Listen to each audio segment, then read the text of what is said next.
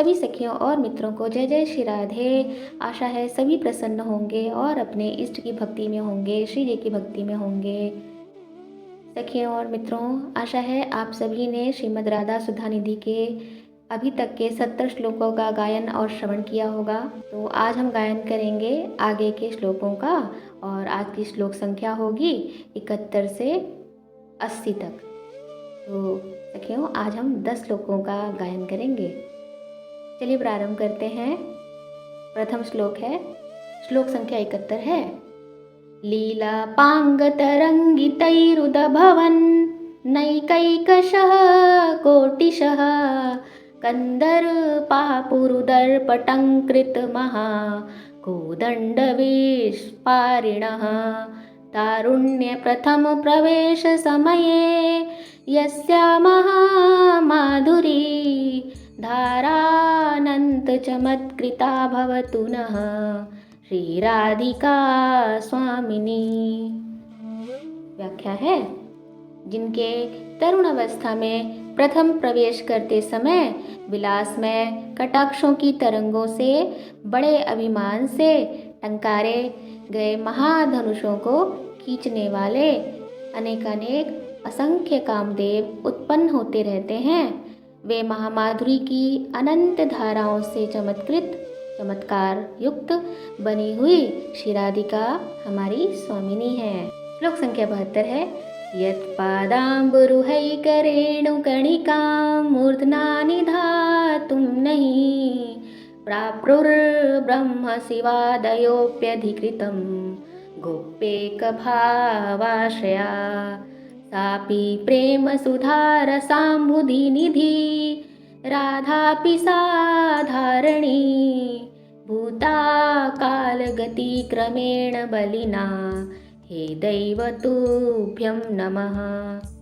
अर्थात व्याख्या है, गोपी भाव का अनन्य आश्रय लिए हुए भी ब्रह्मा शिव आदिक जिनके चरण कमलों की एक धूली कणिका को मस्तक पर धारण करने का अधिकार प्राप्त नहीं कर सके, वे प्रेमामृत रस सागर की निधि श्री राधा भी बलवान काल के गति चक्र से साधारण सी हो गई हैं। हे देव, तुझे नमस्कार है। इस श्लोक के अंतिम चरण से यह सूचित किया जाता है कि श्री हिताचार्य के काल में श्री राधा का अत्यंत साधारण रूप लोक में प्रचलित था और उससे दुखी होकर ही उन्होंने यहाँ देव को नमस्कार किया है। श्लोक संख्या 73 है। दूरे स्निग्ध परंपरा विजयताम दूरे स्विहन् मंडली भृत्या सन्तु विदौरतो बृजपते रण्य प्रसंगः कुतः यत्र श्रीवृषभानुजाकृतरतिः कुञ्जोदरे कामिना द्वारस्था प्रिय किङ्करी परमहं श्रोष्यामि कांची ध्वनिम। व्याख्या इस प्रकार है। ब्रजपति श्री श्याम सुंदर के स्नेहीगण दूर से ही सर्वोत्कर्ष से विराजमान रहे, उनकी मित्र मंडली भी दूर रहे, उनके दास गण तो और भी दूर हो जाएं। अर्थात जब वात्सल्य साख्य और दास्य भाव से भजन करने वाले उनसे दूर हो गए, तब अन्य किसी की तो चर्चा ही व्यर्थ है।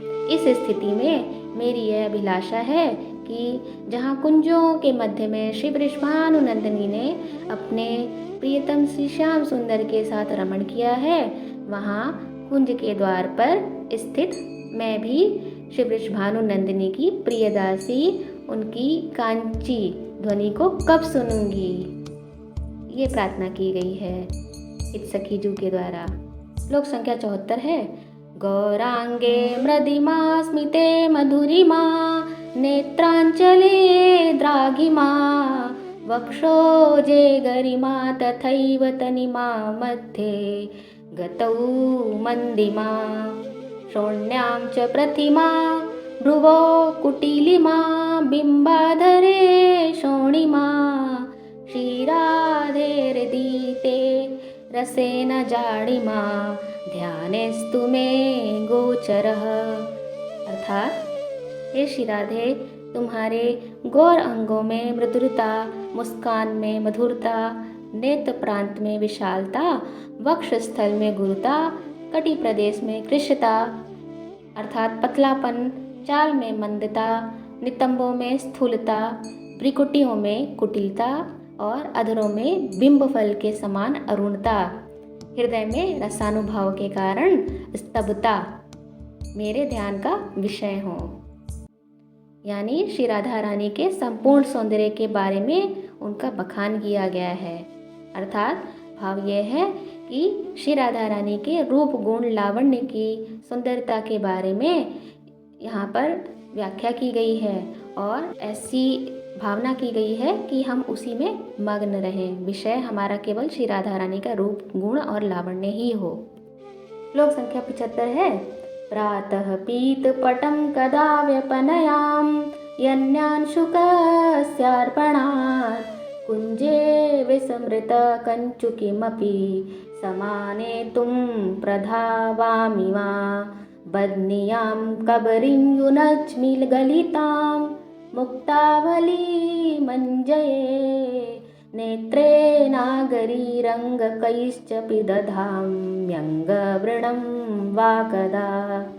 अर्थात व्याख्या इस प्रकार है। हे सजनी जो कहती हैं, हे नागरी श्री राधा, प्रातःकाल अन्य वस्त्र देकर जो आपने भूल से धारण किया था अपने प्रियतम का पीताम्बर, उसको मैं कब उतारूंगी? कुंज में भूली हुई कंचुकी को लाने के लिए कब दौड़ जाऊंगी? आपके खुले हुए केश पास को कब बाँचूंगी? अर्थात मैं कब गूंथूंगी आपकी लटों को? आपकी टूटी हुई मुक्तावली को कब जोड़ूंगी और नेत्रों में अंजन कब लगाऊंगी? तथा तुम्हारे श्री अंगों पर लगे हुए नख अक्षत आदि के व्रणों को रंगों द्वारा कब ढकूंगी? ऐसी मेरी कामना है। सखियों, श्लोक संख्या 75 से हमने यहाँ पर केवल भाव का लेखन किया है। चूँकि व्याख्या की लाइनें थोड़ी अधिक बड़ी हो रही थी तो हमने उसे मौखिक रूप से गायन किया है। श्लोक संख्या 76 है। यद् वृंदावन मात्र गोचरमहो यन्न श्रुतिकं शिरो प्यारोढुं क्षमते न यच्छिव सुखादीनां तु यद् ध्यानगमः यत् प्रेमामृतमाधुरी रसमयं यन्नित्यं कैशोरकं तद्रूपं परिवेष्टुमेव नयनं लोलायमानं मम। व्याख्या इस प्रकार है। आहा, जो केवल वृंदावन में, श्री वृंदावन में इंद्रिय गोचर हैं, जिस तक वेदों का शिरोभाग पहुँचने में समर्थ नहीं है, जो शिव शुक आदियों के ध्यान में भी नहीं आता है, जो प्रेमामृत की मधुरता के रस से पूर्ण है और जो नित्य किशोरी अवस्था से संपन्न है, उस रूप को ही भली भांति देखने को मेरे नेत्र चंचल व्याकुल हुए जा रहे हैं। सखियों, श्लोक संख्या 77 है।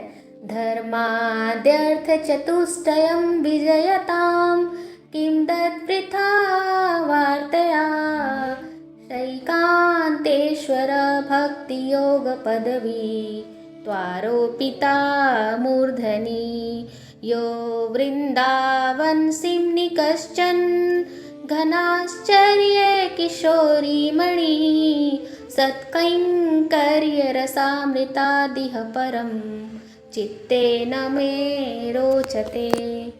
अर्थात धर्म, अर्थ, काम, मोक्ष ये चारों पुरुषार्थ सबसे उत्कृष्ट रूप में विराजमान रहे। यहाँ उनकी व्यर्थ की चर्चा करने से क्या लाभ? ईश्वर की वह अनन्य भक्ति योग की पद्धति को भी सिर माथे चढ़ाते हैं, अर्थात हम दूर से ही नमस्कार करते हैं। मेरे चित्त को तो श्री वृंदावन की सीमा में जो कोई एक अतिशय आश्चर्यमय किशोरी गण की शिरोमणि विराजमान है, उनके कैंकर्य अर्थात दासी भाव रस रूपी अमृत के अतिरिक्त कुछ भी अच्छा नहीं लगता है, ऐसा हित सजनी जो कहती हैं। श्लोक संख्या 78 है। प्रेम्णः सन्मधुरोज्ज्वलस्य हृदयं शृङ्गारलीलाकला वैचित्री परमावधिर्भगवता पूज्यैव कापि शता ईशानि च सची महासुखतनुः शक्तिः स्वतन्त्रा परा श्रीवृन्दावननाथ पट्टमहिषी राधैव सेव्या मम। अर्थात शुद्ध मधुर और उज्ज्वल प्रेम की हृदय रूपा श्रृंगार रस की लीला कलाओं की विचित्रता की चरम सीमा भगवान की कोई अनिर्वचनीय पूज्य ऐश्वर्य शक्ति पार्वती इंद्राणी और महासुख स्वरूपा स्वतंत्र पराशक्ति और श्री वृंदावन नाथ की पटरानी श्री राधा ही मेरी सेव्य हैं। ऐसा कहा गया है हित सखीजू के द्वारा। सखियों श्लोक संख्या 79 रहेगी। राधा दास्यमपास्य यः प्रयतते गोविंद संगाशया सोऽयं पूर्ण सुधारुचेः परिचयं राकां विना काङ्क्षति किं च श्याम प्रवाहवारिलहरिबीजं नयेतां विधुस्ते प्राप्यापि महामृतां बुधिमहो बिंदुं परम प्राप्नुयुः। अर्थात व्याख्या है, जो उपासक श्री राधा दास्य को छोड़कर श्री गोविंद का संग पाने की आशा करता है वह पूर्णिमा की रात्रि के बिना पूर्ण चंद्रमा का दर्शन करना चाहता है। ऐसे ही जो उपासक श्री श्याम सुंदर के प्रति प्रवाह की तरंगों के मूल बीज श्री राधा को नहीं जानते वे विशाल अमृत सागर को पाकर भी उनको ये खेद है कि एक बूंद को ही प्राप्त कर पाए हैं। अर्थात श्री राधा की कृपा के बिना श्याम जी की भक्ति नहीं मिलती है, लाल जी की भक्ति। सखियों आज का आखिरी श्लोक रहेगा श्लोक संख्या 80। कैशोराद्भुत माधुरी भरा धुरीडाङ्गच्छविं राधिकां प्रेमोल्लास भराधिकां निरवधि ध्यायन्ति ये त्वद्वियः त्यक्ताः कर्मभिरात्मनैव भगवता धर्मेऽप्यहो निर्ममाः सर्वाश्चर्यगतिं गतारसमयीं तेभ्यो महद्भ्यो नमः। अर्थात किशोरावस्था की अद्भुत माधुरी की अधिकता से भरपूर अंग कांति वाली एवं प्रेम के अत्यंत उल्लास में सर्वाग्रगण्य श्री राधिका का सदाकार बुद्धि से जो ध्यान करते हैं उनको कर्मों ने अपने आप ही छोड़ दिया है। अर्थात उनके कर्म बंधन स्वतः ही कट जाते हैं और वे भगवत धर्मों में भी ममता नहीं रखते हैं। सर्वाश्चर्य पूर्ण रसमयी गति को प्राप्त उन महापुरुषों को नमस्कार है। अर्थात लोक और वेद में देखी और सुनी गई माधुरी से विलक्षण श्री राधा रानी के बारे में कहा गया है कि जो भी भक्त उनकी प्रीति, उनके माधुर्य, उनके लावण्य में रूप और ध्यान उनको ही केवल अपना इष्ट मानते हैं, उन महापुरुषों को नमस्कार है। तो भक्तों आज के ये 10 श्लोक गायन कीजिएगा और आप अपने भाव हमारे साथ कमेंट में ज़रूर शेयर कीजिएगा, हमें इंतज़ार रहेगा। तो आगे की चर्चा करते हैं फिर, तब तक के लिए जय जय श्री राधे।